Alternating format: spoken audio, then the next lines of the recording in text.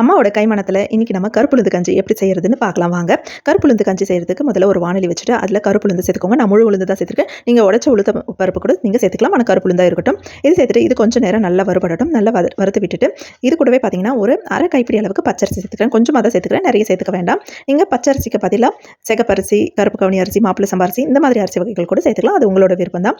நான் வந்து பச்சரிசி தான் சேர்த்துக்கிறேன். சேர்த்துட்டு இது கொஞ்சம் நல்லா வறுபட்டு வரணும். இது வந்து ஒரு 3/4 பதத்துக்கு வறுபட்டு வந்ததும் பாதாம், முந்திரி சேர்த்துட்டு அது கூடவே நல்லா வறுத்து விட்டுடணும். இப்போ வறுத்து விட்டு கூடவே கொஞ்சம் ஒரு 3 ஏலக்காய் சேர்த்துட்டு இது நல்லா வறுத்துருங்க. இது வந்து வறுபட்டு வர பதம் எப்படி இருக்கணும் அப்படின்னா, தீயவும் கூடாது, அதே நேரத்தில் அரிசியும் உளுந்து நல்லா பொறுன்னு நம்ம கடிச்சு பார்த்தா நல்லா மொறுன்னு இருக்கணும். அந்த அளவுக்கு நல்லா வறுபட்டு வரணும். ஆனால் தீஞ்சிடக்கூடாது. நல்லா வறுபட்டு வந்ததும் ஆறட்டுன்னு ஒரு ஓரமாக வச்சிடலாம். இப்போ வந்து ஒரு பாத்திரம் வச்சுட்டு அந்த பாத்திரத்தில் கொஞ்சமாக வெல்லம் போட்டு கொஞ்சம் தண்ணி ஊற்றி கரைச்சி எடுத்துக்கணும். இது வந்து அதில் இருக்கிற டஸ்ட்டெல்லாம் போகிறதுக்காக தான் இந்த மெத்தட் ஃபாலோ பண்ணுறது. இது கொஞ்சம் நேரம் கொதிச்சாலே போதும், நல்லா கரைஞ்சி வந்துடும்.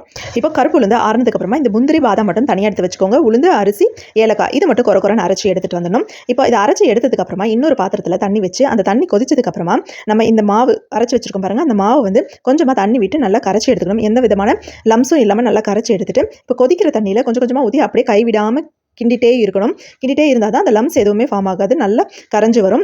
நல்லா கலந்து விட்டுட்டே இருக்கணும். இப்போ கொஞ்சம் நேரம் நல்லா கலந்து விட்டதுக்கப்புறமா நம்ம கரைச்சி வச்சிருக்கிற வெள்ளத்தை வந்து வடிகட்டி இதில் அப்படியே வந்து ஊற்றிக்கணும். இதையும் ஊற்றிட்டு நல்லா கைவிடாமல் கிண்டிகிட்டே இருக்கணும். சிம்மில் வச்சுட்டு கைவிடாமல் கிண்டிகிட்டே இருந்தோம்னா கொஞ்சமாக அது திக்கான பதத்துக்கு வரும். ரொம்ப தண்ணியான பதத்துலேருந்து கொஞ்சம் திக்கான பதத்துக்கு வரும். அந்த டைமில் நம்ம என்ன பண்ணணும்னா துருவி வச்சிருக்கிற தேங்காய் பூவை சேர்த்துக்கணும். சேர்த்து விட்டுட்டு நல்லா கலந்து விட்டுட்டே இருக்கணும். சிம்மில் ஒரு 5 மினிட்ஸ்க்கு அப்படியே வச்சுட்டு அடிக்கடி வந்து கரண்டியில் கலந்து விட்டுட்டே இருக்கணும். அப்போ தான் அடி பிடிக்காமல் இருக்கும். ஸோ கலந்து விட்டே இருந்தோம்னா இந்த கருப்பு உளுந்து கஞ்சி வந்து ரெடி ஆகிடும். இப்போ வந்து இதை ஒரு பவுலில் நம்ம ட்ரான்ஸ்ஃபர் பண்ணிக்கலாம். ட்ரான்ஸ்ஃபர் பண்ணிவிட்டு நம்ம பொடியாக கட் பண்ணி வச்சுருக்கிற முந்திரி, பாதாமும் சேர்த்துட்டு கலந்து குடித்தோம் அப்படின்னா ரொம்ப டேஸ்டியான ஹெல்த்தியான கருப்பு உளுந்து கஞ்சி ரெடி. நீங்களும் ட்ரை பண்ணி பாருங்கள். தேங்க்யூ.